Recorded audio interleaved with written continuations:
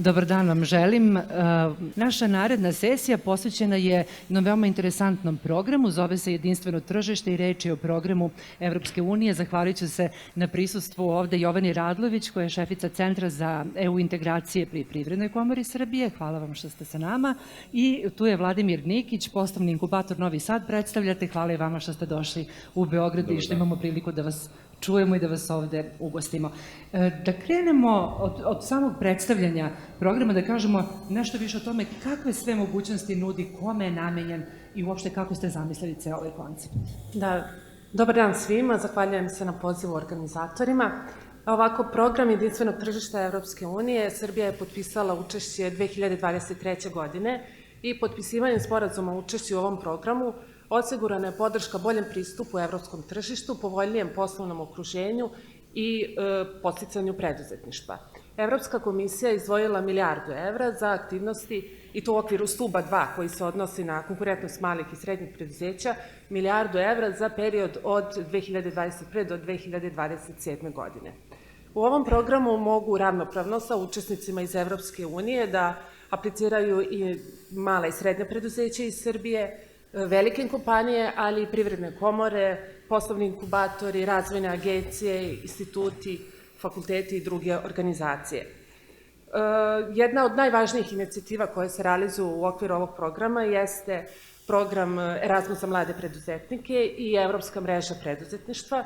Evropska mreža preduzetništva je projekat Evropske unije koji se realizuje od 2008. godine kroz set usluga koje podrazumevaju na prvom mestu, to je prekogranično povezivanje, odnosno pronalaženje partnera u inostranstvu, zatim pružanje informacija o programima i fondovima koji su dostupni preduzećima i učesnicima iz Srbije i pružanje svih onih informacija koje su neophodne u svakodnevnom poslovanju sa firmama iz Evropske unije. Vladimir je poslovni inkubator Novi Sad, je deo ovog projekta i takođe možete da podelite sa nama dosta informacija.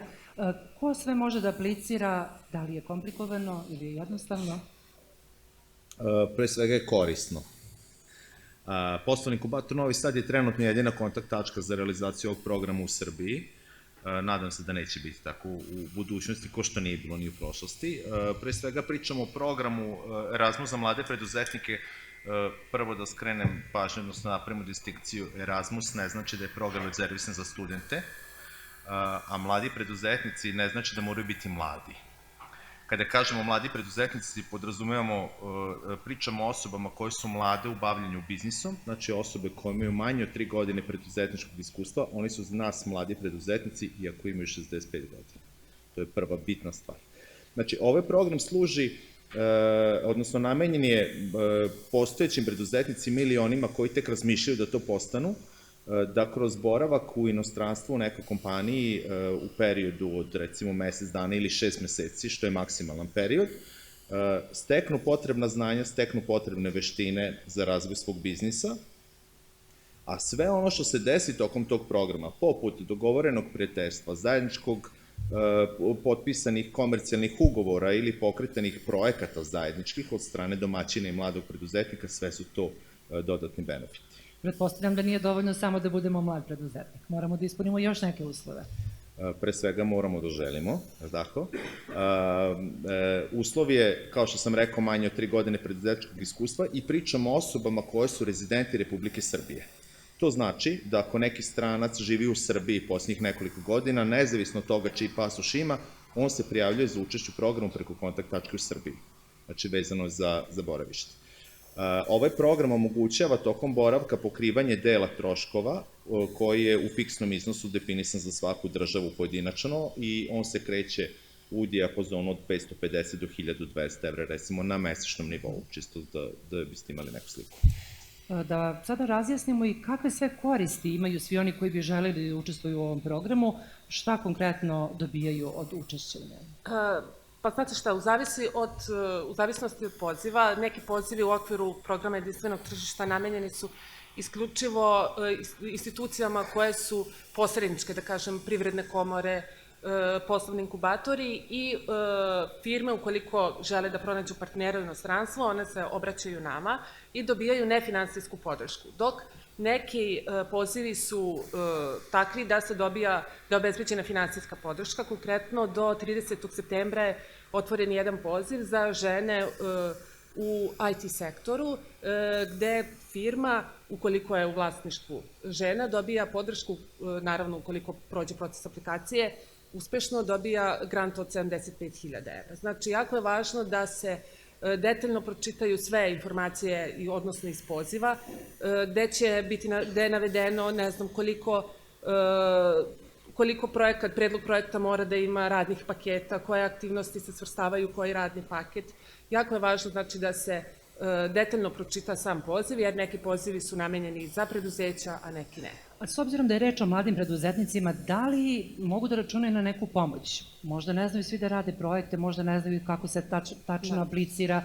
Da li mogu nekom da se obrate da im pomogne da lakše prođe tu proceduru? Naš Centar za integraciju Privredne komore Srbije organizuje na mesečnom nivou otvorena vrata, a isto tako i infodane, prezentacije, obuke za pisanje predloga projekta. Svi naši događaji su besplatni, tako da pozivamo i firme i preduzetnike da nam se obrate, da nas prate na društvenim mrežama, Facebook i LinkedIn, gde će saznati sve informacije o tim događajima. Ako neko, na primjer, sada iz Vranja, hoće da učestvuje u ovom programu, koji je prvi korak? Šta treba da uradi? Evo, hoćete vi, Vladimir, ili... Pa sad nekako smo se, koleginica Jovana i ja, podelili u akcentu, odnosno u onome što ja pričam, stavljam akcent na Erasmus za mlade preduzetnike i sada pričam iz ugla tog projekta. Nezavisno od toga iz kog grada je Srbiji... Možete da kažete za taj deo, pa će nam posle Jovana objasniti za to. Znači, nezavisno od toga iz kog grada osobe prilikom registracije biraju jednu od kontakt tačaka koje su registrovane za tu državu. Kao što sam rekao, trenutno u Srbiji postoji jedna kontakt tačka, tako da svakako će se obratiti nama. Mi smo tu da im pomognemo u procesu samog apliciranja, objašnjavanju propozicija i da im objasnim na koji način oni trebaju da pronađu domaćina za koju državu da se odluče, na koji vremenski period i kada bi trebalo da krenu, tako da oni imaju najviše benefita iz učešća u programu. Kako je interesovanje do sada? Interesovanje... Koje su oblasti, iz kojih oblasti nam dolaze preduzetnici? Koliko ih ima? Kada govorimo o Evropskoj mreži preduzetništva, koja je, da kažem, najvažnija inicijativa u okviru programa, interesovanje je veliko. Mi organizujemo veliki broj događaja koji se organizuju u stvari s ciljem da se firme iz Srbije povežu sa firmama u inostranstvu, a isto tako veliko interesovanje preduzetnika da saznaju informacije o evropskom tržištu. Da li su to informacije koji su uslovi potrebni prilikom otvaranja firme ili kolika je, na primjer, visina poreske stope u nekoj zemlji. Znači, za sve informacije koje su im potrebne na temu poslovanja sa firmama iz Evrope mogu da nam se obrati i da nam se jave. Pomenuli ste 30. septembar, da li je to rok do kada je otvoren poziv? To je rok, da. Naravno, ti pozivi se objavljuju na nedeljnom nivou, tako da svakako prate sajt Evropske komisije. I jako je važno da firme prilikom, uopšte da bi mogle da apliciraju, naravno i preduzetnici, da bi mogli da apliciraju u evropskim programima, moraju da se pre toga registruju i da dobiju odgovarajući PIK broj i sa tim jedinstvenim brojem oni se prijavljuju na sve pozive. Da li je to poziv iz oblasti, ne znam, Digitalna Evropa ili program Horizont ili bilo koji drugi program, vi u stvari samo možete da aplicirate ukoliko ste registrovani. Kako je interesovanje preko poslovnog inkubatora? Postižete li da date odgovore svima? Da, postoji puno interesovanja. Mislim, mi smo u našem konzorcijumu jedni od najaktivnijih partnera, tako da mi nemamo problem sa tim. Ono što je problem da mi nekako ljudima objasnimo koji su to benefiti učešća u ovom programu. Nije benefit da mi nekoga pošaljemo i da on 6 meseci upoznaje arhitekturu određenog grada ili tako nešto. Suština je da vi kada učestvujete u programu pronađete domaćina od koga stvarno možete dobiti maksimalna znanja, nekog savete i tako dalje, jer ta osoba može sutra da vam bude partner u biznisu koji pokrećete i imamo jako puno uspešnih priča gde su zapravo po završetku učešća u programu zajednički, da li taj mladi preduzetnik postaje ovlašćeni zastupnik tog domaćina za Republiku Srbiju ili oni zajednički naprave projekat po kome ulaze na neko treće tržište. Znači, beskonačno su velike mogućnosti, ali tu naravno jako bitno planiranje, pravilan izbor domaćina i da se sve vremenski to poklopi i to onda bude jako dobro. Koji bi bio vaš savet svima onima koji su zainteresovani, evo imaju dovoljno vremena da se jave, šta biste im rekli? Pa prvo savjet, ukoliko do sada niste aplicirali, da aplicirate kao partner. Dok ne steknete neko iskustvo, naravno vremenom ćete steći iskustvo i onda je bolje da aplicirate i da budete koordinator konzorcijuma. A za sada, tako smo i mi počeli, pošto i mi apliciramo za EU programe, prvo kao partner, a onda tek kao koordinator aktivnosti. Ja se nadam da ćemo se videti kada bude zatvoren konkurs, da vidimo kakvo je interesovanje definitivno i kakva su iskustva, možda da podelimo i sa drugima, jer najčešće kažu da zapravo ta iskustva i najviše motivišu ljude da se prijave. A evo čuli smo da su iskustva do sada zaista bila sjajna i da imate dobre primere. Biće mi zadovoljstvo. Da, hvala vam puno. Jovana Radlović, šefica Centra za EU integracije pri Privrednoj komori i Vladimir Nikić iz poslovnog inkubatora iz Novog Sada bili su moji sagovornici. Predstavljali smo vam program Jedinstveno tržište. Hvala puno još jednom na učešću.